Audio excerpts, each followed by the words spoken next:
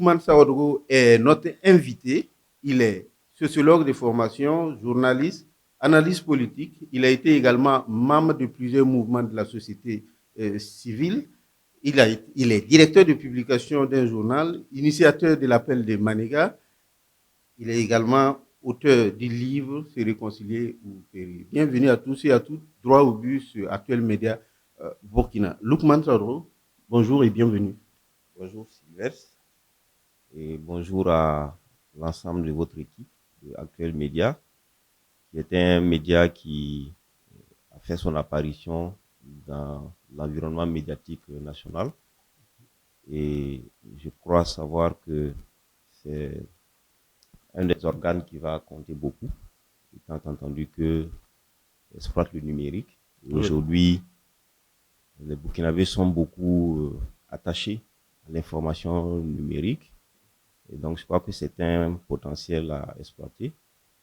Et le fait de saisir cette opportunité-là, je pense, est quelque chose qui forcément doit pouvoir bien marcher. Et en plus aussi, ça apportera un plus dans l'information des populations. On a les médias classiques qui sont là, mais par exemple, avec la presse écrite de plus en plus, il y a des difficultés liées à cet environnement électronique. Et donc, je voudrais donc souhaiter en tout cas, bon vent à Actuel Média et beaucoup de courage surtout, parce que l'environnement n'est pas aussi aisé que ça. Il est question seulement de vous frayer un chemin et je pense que vous avez les capacités qu'il faut. Il faut y croire et je crois avec vous. Merci beaucoup pour ces encouragements. Abonnez-vous si vous ne l'avez pas encore fait et partagez au maximum possible parce que c'est une autre manière de donner l'information à la population. Vous avez parlé justement des médias classiques. Vous êtes directeur de publication du journal Le Soir. Mais aujourd'hui, on voit rarement le journal. Qu'est-ce que Le Soir devient? Le Soir a disparu en tant qu'organe physique, mais passé aussi un peu sur le numérique, parce que comme je disais tantôt, la presse écrite est en voie de disparition dans sa forme physique, donc sa forme papier, parce que si tout dépendra en fait, si ce sont par exemple les périodiques, ça va, mais si ce sont les quotidiens, ça risque d'être encore plus difficile parce qu'aujourd'hui, tous les citoyens sont sur Facebook et les réseaux sociaux, ils ont toute l'information. Donc un média qui sort, un journal quotidien qui sort, il sort après que les gens soient déjà informés. Donc ça ne sert plus à grand chose. Par contre, si ce sont les périodiques, les bimensuels ou les mensuels, qui font un peu plus d'investigation, je pense que ces médias-là ont encore de la chance. Mais même là encore, hein, il faut que eux aussi ils utilisent les plateformes numériques pour faire que bon, on a le papier, mais on a aussi le numérique. Donc moi j'étais quotidien et donc j'ai décidé d'arrêter la forme physique parce que les coûts de production étant ce qu'ils étaient, mais il y a aussi le fait que l'espace s'était réduit du fait du numérique. Donc voilà, et je crois que beaucoup de médias, d'organes de presse écrites ont ces mêmes problèmes-là. D'accord. Donc, Journal Le Soir existe toujours, mais sous En la forme numérique. Voilà. Il y a une page Facebook. Le soir.bf. D'accord. Alors, vous aurez compris. Allez-y, regardez donc le site du Journal Le Soir, également sur sa page. Vous avez écrit un livre dernièrement où le titre c'était Se réconcilier ou périr. Pourquoi ce titre? Le titre, il reflète la réalité, la dure réalité, la triste réalité. Donc, un titre, comme on est tous des médias, on sait qu'un titre, c'est la moitié de l'article, c'est la moitié de l'information. Et donc, ici, se réconcilier ou périr, c'est d'abord l'état des lieux de notre réalité, de notre pays, notre contexte actuel. Mais c'est aussi agir ou ne pas agir. Au regard de ce contexte, si on agit, on pourrait ne pas périr. Mais si on n'agit pas, ou si on agit mal, il n'y a pas de doute qu'on va périr. Le contexte, c'est celui qu'on connaît. Aujourd'hui, si vous regardez le Burkina Faso depuis 2015 à maintenant, on compte près de 2000 morts, personnes entre considérés civils, plus de 1000 civils tués, plus de 500 FDS tués. Et on est autour de 2000. On a 1 200 000, autour d'1 200 000 de déplacés dans des zones. On a un tiers pratiquement du territoire du Burkina Faso qui est où l'administration n'existe plus parce que sous l'effet de la pression des attaques terroristes. Donc on est dans cette configuration au plan national liée au terrorisme. Mais à côté, l'antiterrorisme aussi a créé un contexte de crise communautaire, pour ne pas dire ethnique. Et là, on peut compter plusieurs terrains. Par exemple, si on prend Yirgou, on prend Arbinda, on prend Ban et on prend Tawalbougou à l'est. Donc, c'est autant de choses qui font qu'aujourd'hui, notre pays ressemble un peu à un environnement de guerre. Et qui dit guerre dit forcément une société qui a beaucoup plus de difficultés. Oui, c'est vrai, vous avez donné les raisons qui ont mené ce titre, mais au jour d'aujourd'hui, quand on suit la communication gouvernementale dans son ensemble, euh, tout, va, tout va presque bien. Et, et on a récupéré ce qu'on avait à la limite perdu. Bon, je ne suis pas certain qu'on ait récupéré ce qu'on a perdu parce que les populations sont encore dans les tentes à Barsalo, à Kaya et Et même à à Waïguia. Waïguia. Donc, si on avait récupéré, les gens seraient repartis chez eux. Donc, on n'a pas récupéré. Il y a une accalmie liée au fait que il y a eu un phénomène d'entraînement de nos forces de défense et de sécurité qui fait que de plus en plus, eux aussi, ils ont pris, en fait, ils ont acquis certaines expériences, certains réflexes liés à la guerre, qui est une guerre asymétrique. Ils se sont Donc, accommodés à la un situation. peu, on va dire comme ça. Mais aussi, il y a une évolution au niveau des groupes terroristes qui, aujourd'hui, n'attaquent pas les unités ou les structures militaires, ils s'en prennent aux civils. Donc, s'il y a des civils qui sont tués, on ne peut pas dire que l'armée fait des efforts parce que l'armée est là pour protéger les civils. Il vaut mieux même que des militaires meurent que des civils vivent que des militaires vivent pour que des civils meurent. Donc là, c'est pas la logique des choses. Donc, je crois que on assiste à une situation aujourd'hui d'accalmie, mais liée à tout ce que je viens de dire.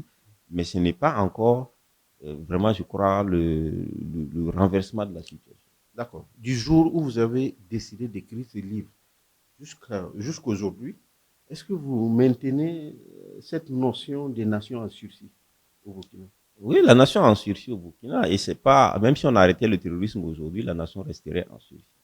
Et pourquoi? Simplement parce qu'aujourd'hui, vous avez le phénomène je ne parle pas de repli identitaire, ce que moi j'ai appelé l'ethnocentrisme, la montée de l'ethnocentrisme. Vous avez l'ethnodifférenciation. Et ça, c'est la question ethnique, les questions d'équilibre régional, les questions de vivre ensemble des communautés. Ça, c'est une question aujourd'hui qui est posée j'allais dire, avec gravité. Et c'est ça qui fait dire que c'est en sursis. Deuxième élément de sursis, c'est si vous voulez, tout ce qu'on a, et la couverture de mon livre le ressort, vous avez 3 couleurs. Vous avez le rouge. Le rouge qui montre la ceinture des terroristes en rouge.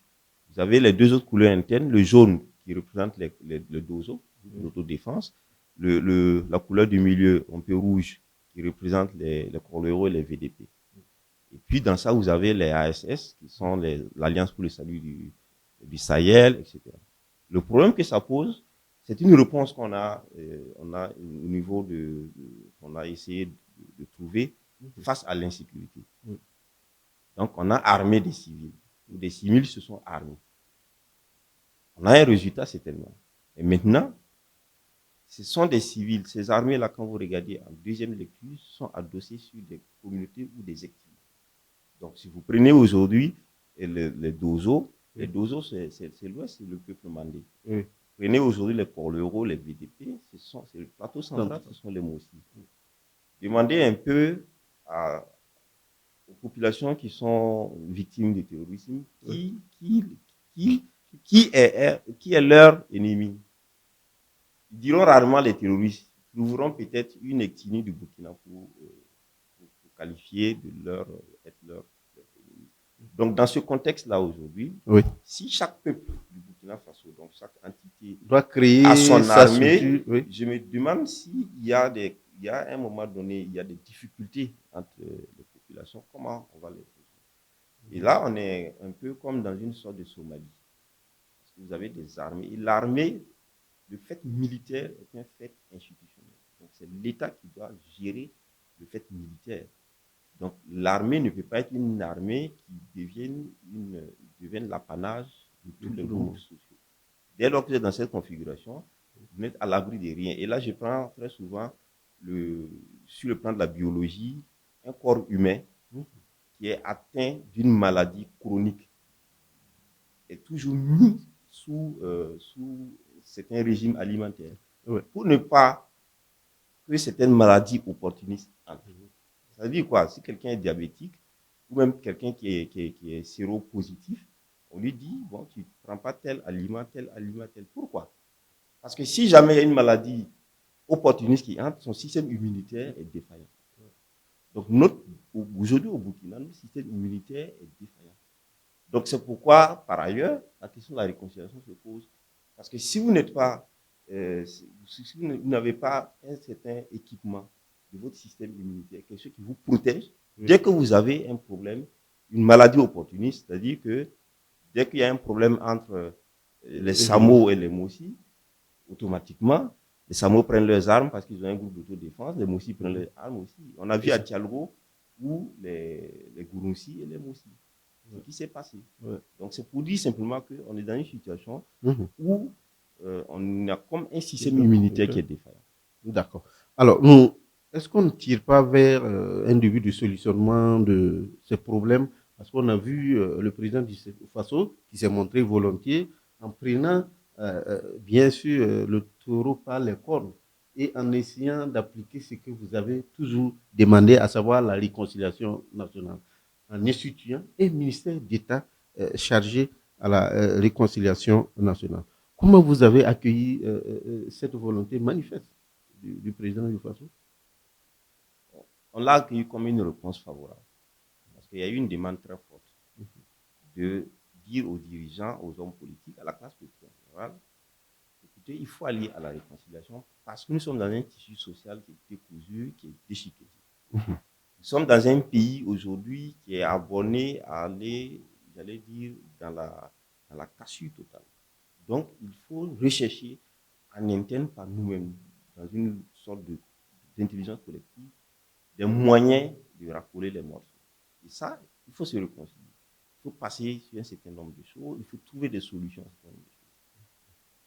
Ça a été fait, à commencer par la CODEC, sont des politiques, après, l'appel de Manéga est venu.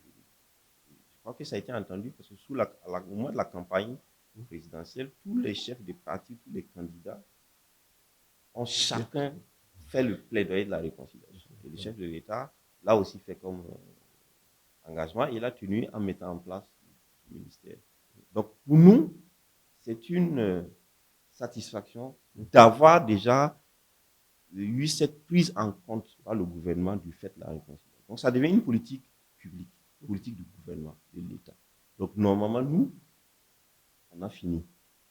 Parce que l'État se suffit pour conduire sa politique. D'accord. Alors, sauf que on peut toujours continuer de jouer notre rôle parce qu'une chose est d'avoir l'intention de faire, mais une chose est de réussir et de bien faire.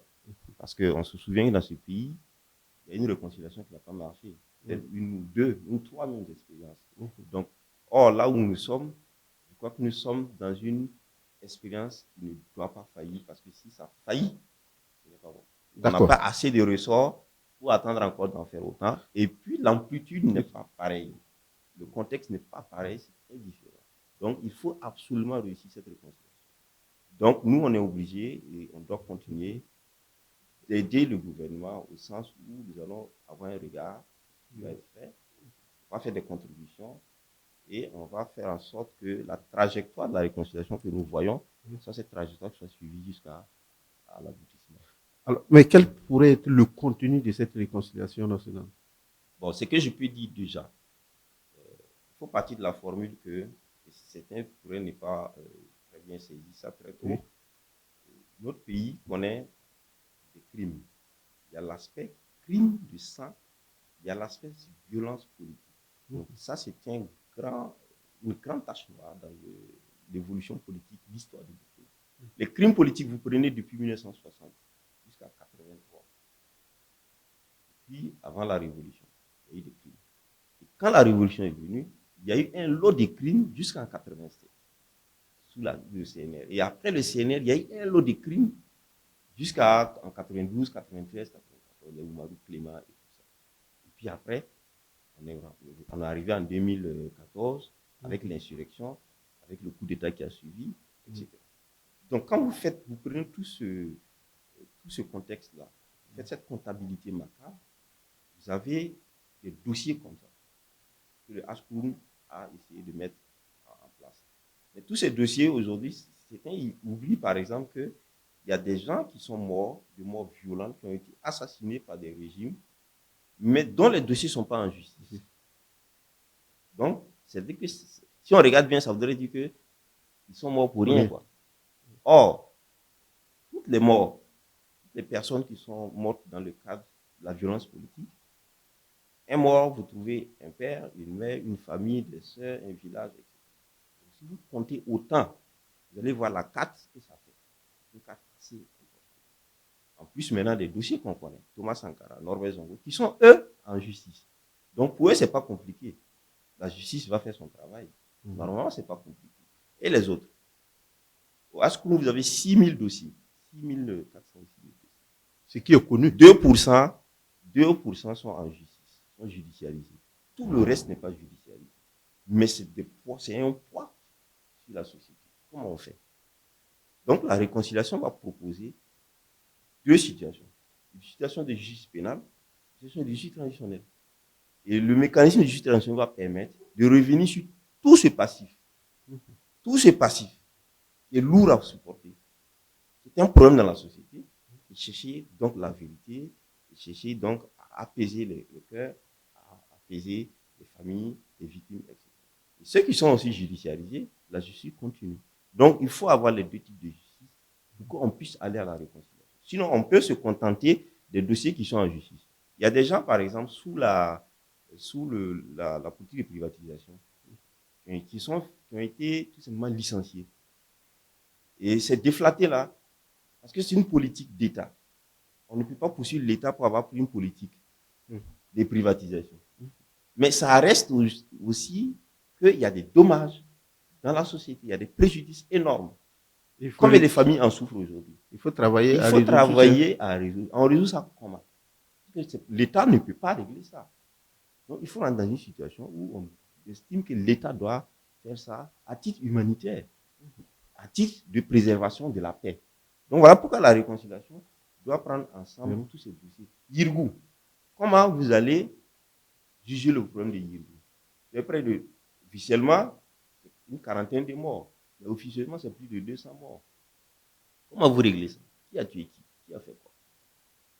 Si c'est pas dans le cadre d'une justice transitionnelle, parce que tout n'est pas judiciarisé, justement. Mais pourquoi une volonté manifeste, tout en sachant qu'il y a plus de 200 morts, et puis on tient Mauricus, et c'est 40? Oui, mais ça, c'est l'officiel. C'est l'officiel. Mais allez compter les familles. Et on oblige les gens à accepter ça. Oui, mais on peut aller compter les familles qui sont touchées par sinistrées. Ouais. Je crois que si on compte les familles où on demande aux gens, on pourrait comprendre l'étendue de la situation. Le problème, c'est de dire quoi? On dit officiellement il y a eu 40 de morts. On poursuit des gens sur une 40 de morts. Mais si effectivement les 200 morts sont vrais, et les 100 et quelques autres, on poursuit qui? Parce que ce n'est pas connu. Ce n'est pas connu de la justice. Donc on ne poursuit personne. Mais pour autant, dans la société, ça existe, c'est une réalité. Donc c'est pour dire simplement que la réconciliation, c'est pour prendre en fait en compte le poids le plus important, le plus grand poids, et en termes de victimes, en termes de violence, en termes de rancœur, en termes de douleur, que la justice n'a pas pris en compte. Il faut prendre ça en compte, tout ce qui est maintenant judiciarisé. Et même ce qui est judiciarisé. Prenez le dossier Sankara, on présume, pour dire que Blaise Compaoré est l'assassin. Mais qui vous dit que le verdict va condamner Blaise Compaoré? Si le verdict ne condamne pas Blaise Compaoré, ne condamne pas ceux qui sont poursuivis. N'est-ce pas? Qui a donc tué? Quelqu'un est mort pourtant. Qui a donc tué? Au cas où il y a la justice. Au cas où le verdict ne condamne personne ou le verdict condamne, dans les deux cas, après 30 ans, forcément, cette situation a fracturé la société burkinabé. Il faut trouver un moyen de réconcilier et que le principe qu'on ne tue plus un président en exercice soit arrêté, soit acquis. Si vous n'avez pas de réconciliation, toutes ces choses, tous ces mécanismes, ces valeurs ne peuvent pas être érigés en valeurs cardinales pour la société. D'accord. Mais au regard de la situation actuelle du pays, est-ce que vous pensez que les conditions sont réunies pour une réconciliation inclusive? Inclusive au sens qu'on prenne tous les problèmes ou au sens qu'on intègre tous les acteurs? On intègre tous les acteurs et que peut-être qu'on prenne tous les problèmes. Je pense que ici, nous, on n'a pas attendu d'être intégrés à quoi que ce soit. Quand on a démarré notre processus de réconciliation, l'appel qu'on a lancé et tout, on n'a pas attendu. C'est à chaque Burkinabé de se poser la question. S'il est dans un pays qu'il pense meilleur pour lui, aujourd'hui et demain pour ses enfants. Mais si tu penses que le Burkina dans lequel tu es peut-être mieux pour toi, mais ce ne serait pas mieux pour tes enfants, tu n'as pas à attendre qu'on t'appelle pour venir dans un pays de réconciliation. Donc ça, je pense que c'est une décision personnelle après qu'on se soit mis soi-même en phase avec la réalité, sa propre réalité. Ça, donc, on ne va pas attendre que le gouvernement dise venez qu'on fasse la réconciliation. C'est d'ailleurs pourquoi la réconciliation de 2001 n'a pas marché. Parce que c'est le gouvernement qui a appelé de venir faire la réconciliation. Peut-être que les gens n'étaient pas en phase avec une telle réconciliation. Mais cette fois-ci, aujourd'hui, ce n'est pas le gouvernement. On a appelé le gouvernement à faire la réconciliation. Donc, je crois que logiquement, le principe d'inclusivité va même dans la logique même des choses. Donc, maintenant, et aussi, il faut comprendre que l'État, le gouvernement, le ministère, en tout cas, doivent essayer de faire en sorte que ce principe soit gardé. Je veux dire par là, il ne faut pas, dans la marche des choses, peut-être exclure un tel groupe, quoi. Il faut permettre que tous ceux qui viennent soient intégrés dans la marche. Alors d'accord. Nous sommes pratiquement à la fin de cette émission, mais j'aimerais quand même qu'on parle d'un sujet qui défraie la chronique actuellement sur les réseaux sociaux, l'annulation de la dot. Vous, en tant que citoyen, qu'est-ce que vous en pensez? C'est une loi qui a été votée il y a longtemps. Qu'on nous fasse le bilan de l'application de cette loi. Si on fait le bilan et que l'application est bonne, donc elle va tenir comme loi. Je crois que je ne sais pas si vraiment cette loi, on la connaît. Parce que moi, tous les mariages que je vois, je ne vois pas où on a annulé la dot. Et du reste, c'est là encore la question du juriste et la question du sociologue. Les lois sont des lois qui doivent être en phase avec les valeurs de la société. Si vous prenez des lois, ce sont des lois qui ne sont pas en phase avec la société. Ce sont des lois qui seront des lois inutiles, qui ne vont pas servir à quoi que ce soit. Une dot, aujourd'hui, le régime matrimonial au Burkina, il n'est pas que civil. Le mariage se fait coutumièrement, se fait religieusement. Quand il se fait religieusement, c'est sur la base d'un code religieux. Quand il se fait coutumièrement, c'est sur la base d'un code coutumier. Donc, comment est-ce qu'on peut prendre une loi de sorte que ça marche, ça ne doit pas marcher? Et moi, mon point de vue, c'est que je suis musulman, moi, et dans ma religion, et la dot est un élément capital du mariage. Si, par exemple, en Occident, on trouve que la dot, c'est comme on achète une personne, c'est la perception. C'est la perception d'occidentaux. Moi, ma perception, autant traditionnelle, autant religieuse, n'est pas celle-là. Je crois que c'est encore une fois de plus notre problème. Est-ce que ce n'est pas le conformisme de nos sociétés qui c'est notre problème avec la civilisation. On pense que être civilisé, c'est prendre les valeurs d'autrui. Alors que la civilisation, c'est ce que soi-même on est. Et ça aussi, je pense qu'on n'a pas à faire du mimétisme, on n'a pas à faire du complexe. Je comprends qu'il y a des mouvements internationaux qui font tout pour dire que tel trait culturel ne respecte pas les valeurs, soit de la femme, soit de la société moderne, évoluée et tout. Mais ce sont des problèmes pour lesquels je crois que les législateurs doivent faire beaucoup attention. Quand on va prendre une loi, il faut prendre une loi qui respecte en réalité vos propres valeurs et qui peuvent être comprises et acceptées. Sinon, vous allez prendre des lois, vous allez utiliser la force pour l'imposer, mais ça ne marchera pas. Et qu'est-ce que sert une loi qui ne peut pas réguler une société? Ça sert à rien. D'accord. Alors, nous sommes à la fin. Hein. Nous aurons l'occasion encore de recevoir Lukman pour d'autres sujets sur lesquels nous allons échanger. Mais en attendant, allez-y sur toutes les plateformes, vous abonner, partager et permettre aux uns et aux autres de découvrir ce que nous faisons ici. C'était donc Droit au but sur Actuel Média Burkina. Au revoir.